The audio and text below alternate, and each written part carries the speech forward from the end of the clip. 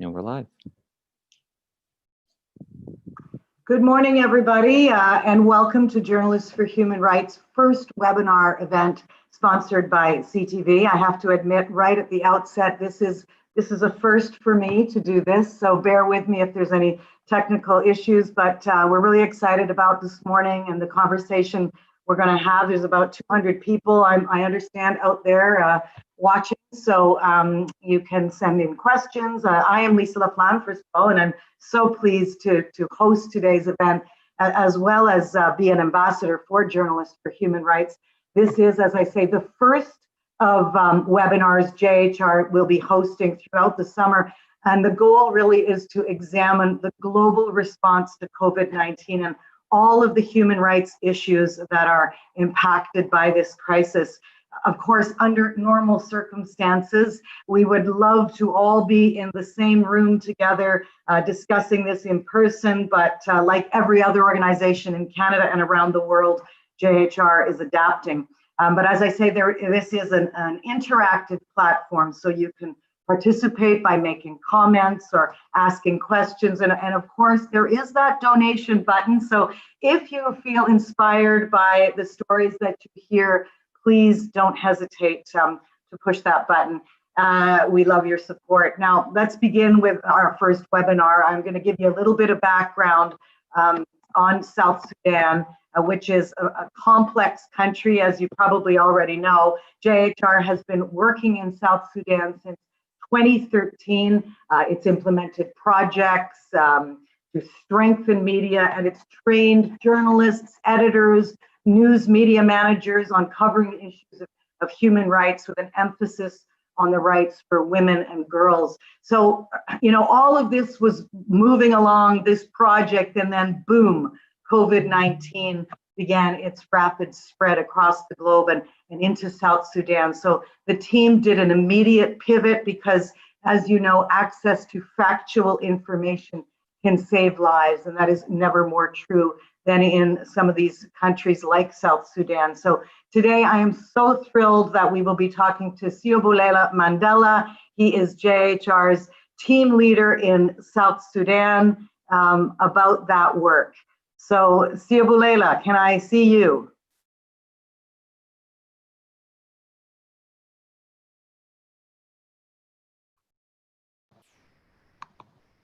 Hello, there you are. Hi, Siyobulela, how are you?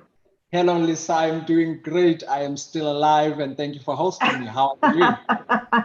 I'm great, and it's so wonderful to see you. Listen, there's so much we want to cover. I'm assuming the technology is all working. Somebody would be telling me if it wasn't, so this is great. And I want you to start, if you can, to give us the historical context on South Sudan itself. I think it's really important that people understand the situation there right now. And let's start with peace and order. No, thank you, Lisa. South Sudan gained its independence in July 2011 as an outcome of the Comprehensive Agreement of 2005, which ended Africa's longest civil war.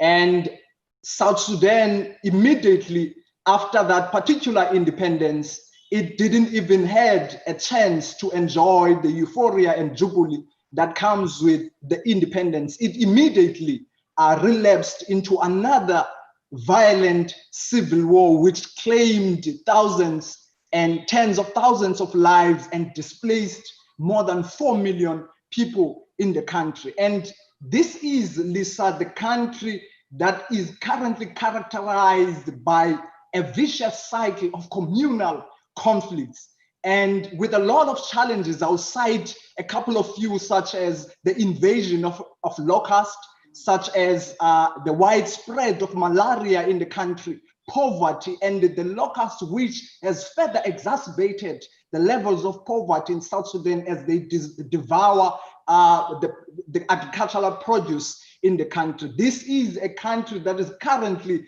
characterized by a cacophony of challenges, as I have cited, and things are quite difficult at the moment, as things are and as I'm speaking to you, in different parts of South Sudan, in different states, the country is engulfed in a state of communal conflict, and the government is currently awaiting the finalization of the peace agreement, which was revitalized just a couple of months ago. So that is the kind of a country that we're talking about, with little or no infrastructure from all aspects that you can think of.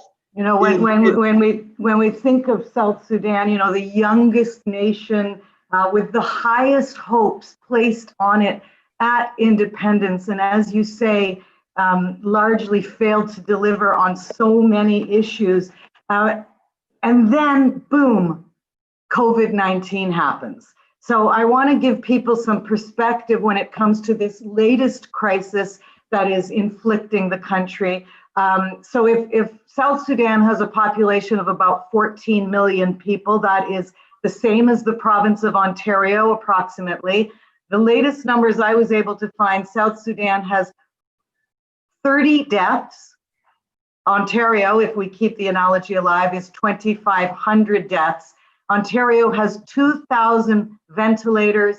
South Sudan has 4 ventilators. So first of all, give me some perspective on these numbers. Are they reliable? Is it accurate to even look at these numbers? Is there enough testing going on there? How has the COVID situation impacted daily life? Well, I would begin, Lisa, by saying South Sudan followed suit with the approach used by many African countries. As early as March, it effected its lockdown and everything was at a standstill in the country. But unfortunately, the country couldn't continue with the lockdown, and as a result, the lockdown only lasted in South Sudan for a month. So explain that, Siyabulela, why couldn't the lockdown, and this was suspending flights, closing schools, is it the density of population, or why did the lockdown not work?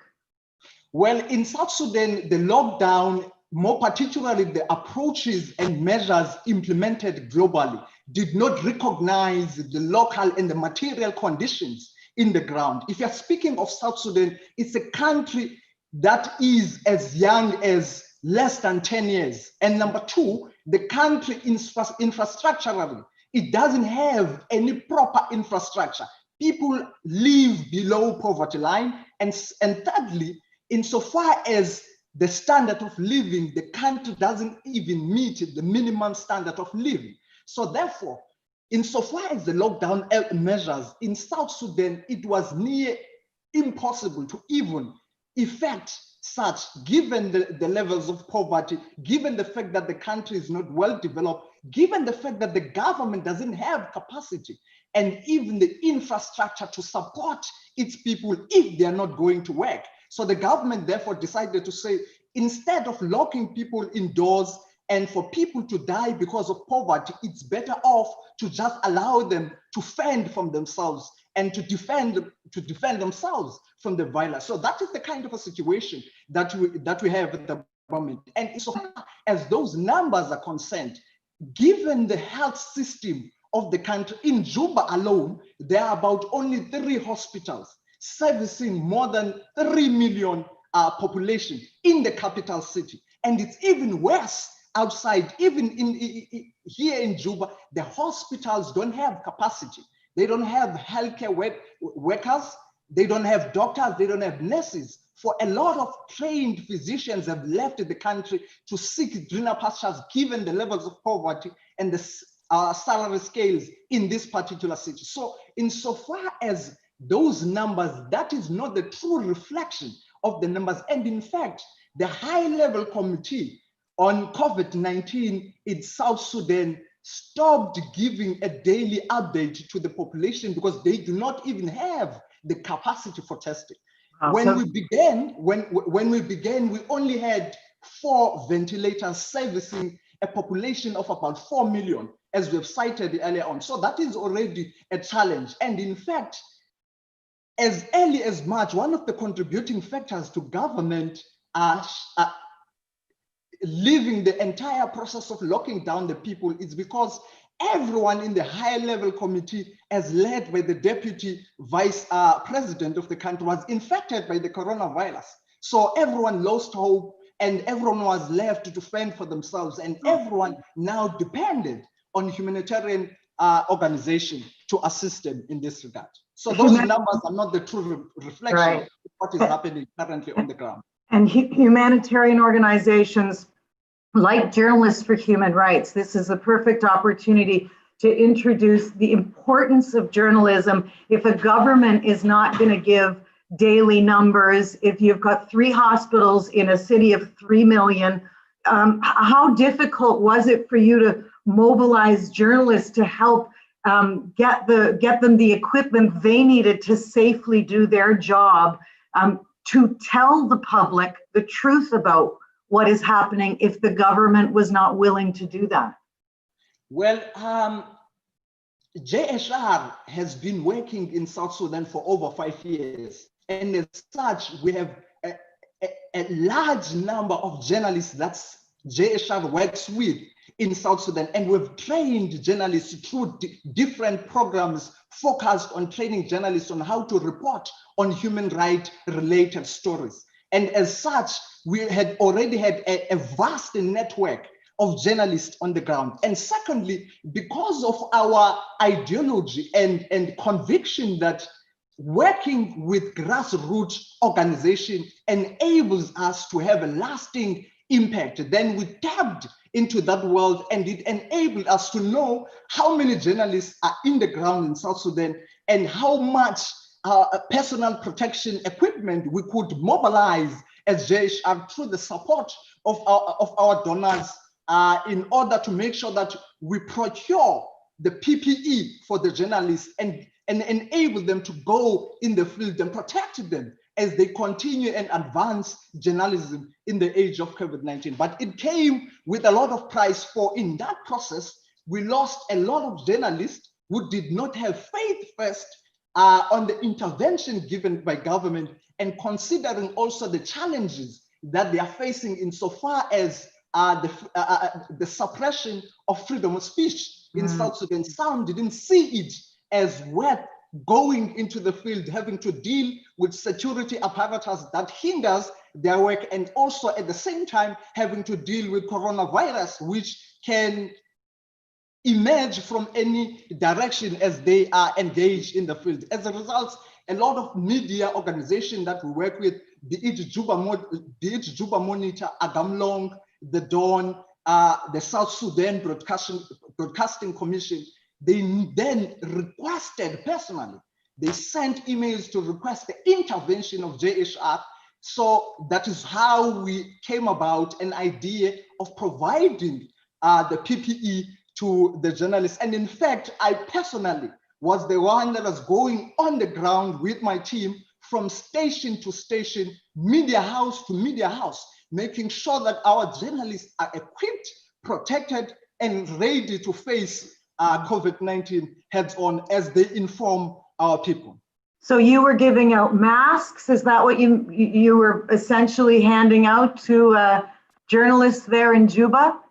Yes, we're giving out masks, we're giving out gloves, we're giving out sanitizers. And in fact, one of the most personal, which was a very painful story, when I visited the South Sudan Broadcasting Commission and had a meeting with the managing director, Ms. Suzanne, one of the things that she mentioned to me was that the hand sanitizer that was donated by JHR, she alone couldn't even afford it with the kind of a salary that she receives as the managing director of the National Broadcasting Commission in South Sudan. So those are kind of the challenges. And imagine then the smallest of media organization, what is it that they can be able to afford? So this is so fascinating because, of course, we like to believe journalists are fearless in the face of any story, and especially in a country that has seen so much war. So put the fear in perspective, not just for journalists to cover it, But for the general population, do you have a sense that the people of South Sudan were even afraid of this virus? Or doesn't it measure up when you consider the other risks of daily life there and their history? Well, given the history and the context that we alluded in earlier on, insofar as COVID-19 in South Sudan, the people were not as fearful of COVID-19, because one of the things that the people in South Sudan are afraid of is to die through the barrel of the gun. In South Sudan at the moment, there are more guns than there are citizens or the humans. If you have a population of 14 million people, there are more than 14 million guns that are circulating within South Sudan. As a matter of fact, the United Nations Security Council, just about a couple of days ago, reinstated the arms embargo against the government of South Sudan. And the response of the South Sudanese government was the fact that, in fact, the arms embargo alone is going to threaten the security of the country, for the citizens are more armed than the government, given the years of civil war that they've been engaged in. They are more armed, hence the continuous and the vicious cycle of violent communal conflicts in different parts of the state. That is what the people are afraid of. And in fact, on a daily basis, more than 100 people die in South Sudan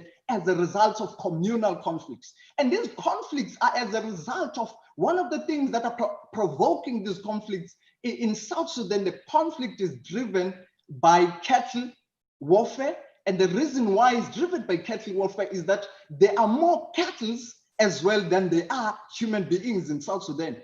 And therefore, the conflicts that you see within communities are as a result of wars, fight over these cattle. And cattle in South Sudan means wealth. That's what it is. Leave alone the oil, leave alone the petroleum that the country is equally rich in. But the cattle are one of the driving forces of the conflict. So if you're talking about COVID-19, COVID-19 means nothing in South Sudan as compared to the fear that they have of dying through the barrel of the gun. And also because of the trauma that the South Sudanese people have acquired through over 20 years of a civil war within Sudan, when they were part and parcel of Sudan, and also the post-2011 5-year period again that they had another civil war. So this is just complicating and already complicated the human rights issues like food, job security, access to medical treatment, but it is also sadly the perfect mix to promote, generate misinformation coming at the public. So give me some understanding on what kind of misinformation has been fed to the public to try to alter the truth of this crisis, the COVID crisis. Well, I'll begin by saying, Lisa, South Sudan is a highly heterogeneous society with more than 200 ethnic groups and more than 200 languages. So at first, that's another challenge. How do you communicate with people in the language that they best understand? That was one of the challenges faced by journalists. And the second issue, South Sudanese generally are more leaning towards the traditional ways of doing things. They're traditional people, like most countries in the African continent. So there were a lot of kind of misinformation that got out there that, in fact, there are more herbal ways in which we can deal with South Sudan.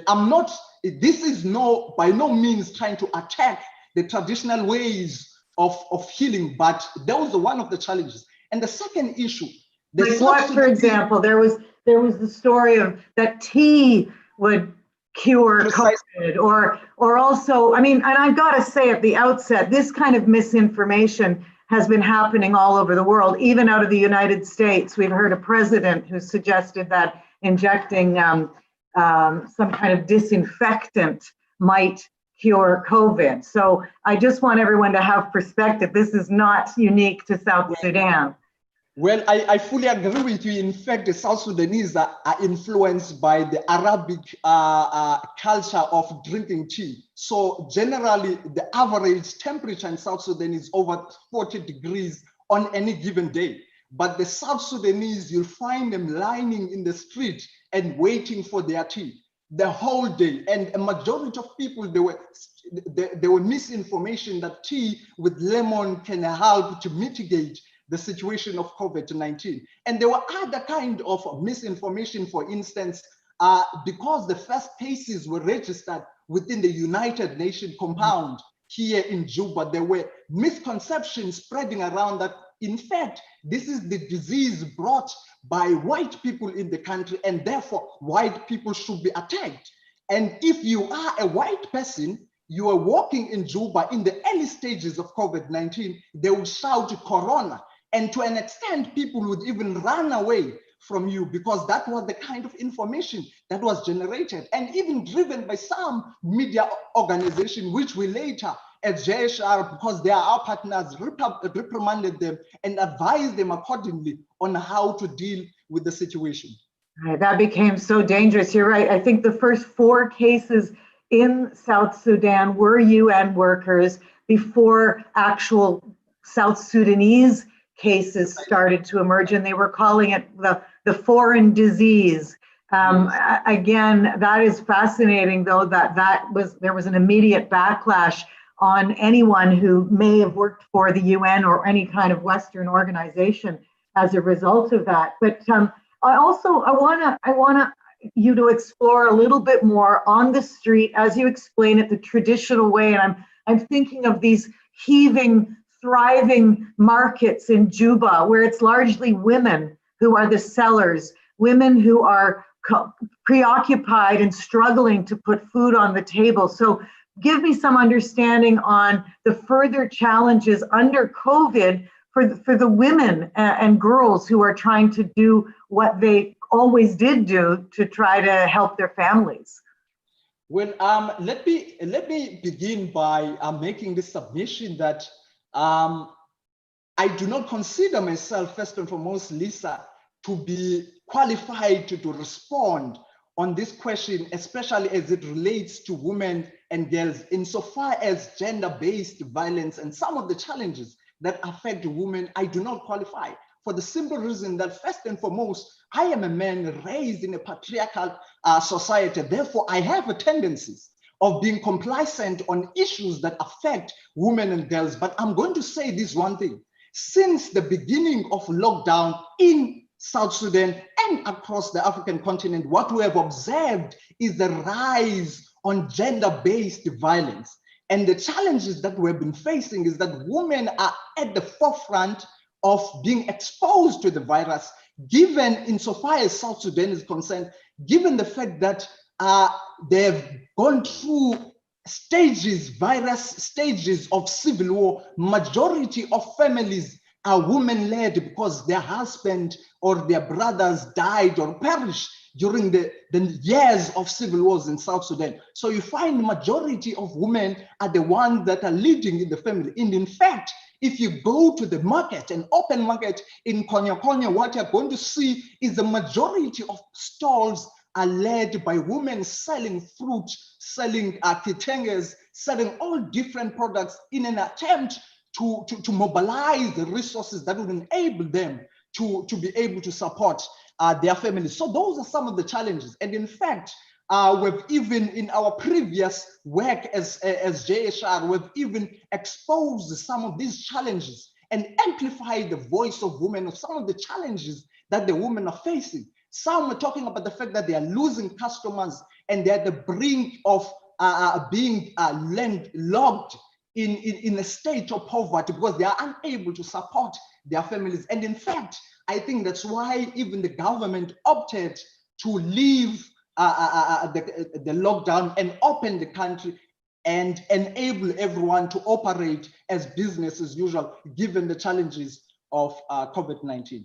Because it's a challenge between being able to put if there's no government aid for people, they still need to feed their families. And I know we don't have a lot of time left, and And you've just brought up your own history, so I want to ask you a personal question, if I can. I mean, your great-grandfather, Nelson Mandela, a symbol of empowerment in the face of adversity. And I just wonder, I mean, we are certainly globally now facing great adversity on so many levels, not just COVID, but also racial injustice around the world. And I wonder if his legacy has informed the work that you do now for journalists for human rights and a free press. Well, I would say, in fact, Nelson says elsewhere that after climbing a great mountain, you realize that there are many more mountains to climb. So this alone is another mountain. And he also, I'm always reminded that when Nelson said, it seems impossible until it is done. Even this mountain, as the entire world, we are going to conquer. And these words, and this is his legacy entirely, is the kind of legacy that I have dedicated myself to continue in different parts. In fact, that's one of the reasons why I joined JHR. For Nelson Mandela. Throughout his life, he was an advocate for the Declaration of Universal Human Rights for everyone to be able to be treated equally in the world. And the kind of the work that journalists for human rights is the kind of work that attracted me. And I saw it as a way in which I can continue that legacy. And you know, it is such a critically important one. And we're getting some questions, and I know we don't have a lot of time, but one really great question here based on what you're saying is how can journalists in a conflict zone like South Sudan prioritize coverage, both reporting on war and on the pandemic? Well, I think one of the most critical things that any media organization need to do is the kind of approach that journalists for human rights followed. Journalists for human rights, together with a number of international media organizations, decided to consolidate their efforts and mobilize their resources under the auspices of the campaign Information Saves Lives. So consolidation of resources, coordination is one way in which media organization can be able to both combat COVID-19 while dealing with violent conflict. And you know, it's interesting because certainly in this country, media organizations are suffering under huge financial losses as a result, not just of COVID and no advertising, but it's been a general trend over years. And I wonder how that situation unfolds there. How does a journalist even get paid in Juba? I think there's about 100 journalists there. What's the situation? Well, the challenges with South Sudan, insofar as media is concerned, majority of media organizations, if not all, depend on foreign investment. They depend on donors. So if you look at all the media organizations, even all the partners that JHR has, JHR is at the forefront and is standing in the gap, mobilizing funds and resources to enable these media organizations on the ground to continue their work. That is why JHR, therefore, is of critical importance to the development of South Sudan as we support both the peace process and the development of the country. And that is how we continue supporting the media organizations on the ground by standing in the gap, even during these difficult times, mobilizing resources, making sure that the work of journalists in South Sudan continues, making sure that we mobilize resources to procure the PPE for journalists so that they are protected as they go into the ground. That is one way in which journalists are surviving. They survive on humanitarian aid, they survive on the sponsors mobilized by organizations at JHR. That is where our importance comes into play. It's so critically important. And I wonder, just as we wrap up, Sir Bulela, if you have any sort of final thoughts, message to the world as the world struggles with this crisis, but the world is not dealing with the same level of complexity and conflict that you are living in right now, and your fellow journalists and the people of South Sudan. Well, one thing I would say first and foremost to the people in Africa, I would like to say you are not alone. In this fight, we are together, and together we would emerge victoriously.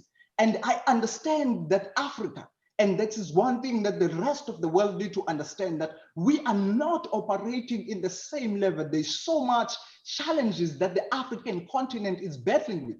Just in the DRC, they are battling with an outbreak of Ebola. Just in South Sudan, they are battling with the invasion of locusts that devours the agricultural produce. They are engaging with mental health. South Sudan is one of the leading countries on mental health in the continent. They are dealing with communal violence. So those are some of the things that the rest of the world need to recognize, and insofar as mobilizing resources and make sure you bolster any efforts that any country in the African continent is advancing, we need the help of the rest of the world. And it is only when we come together that we are going to be able to emerge victoriously as the world against COVID-19. And we all pray for that. And we thank you so much. This has been so enlightening.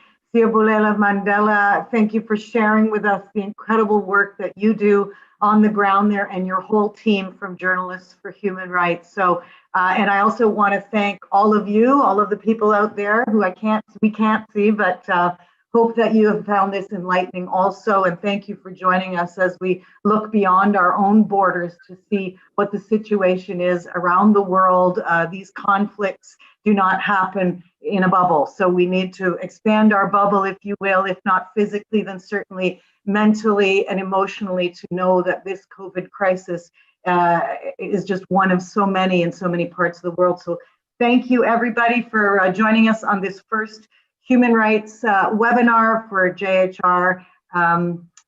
Signing off, Siyabulela. Talk to you soon. Thank you, Lisa. When the flights open again, I'm coming to Juba. You are more than welcome. Okay, bye everyone.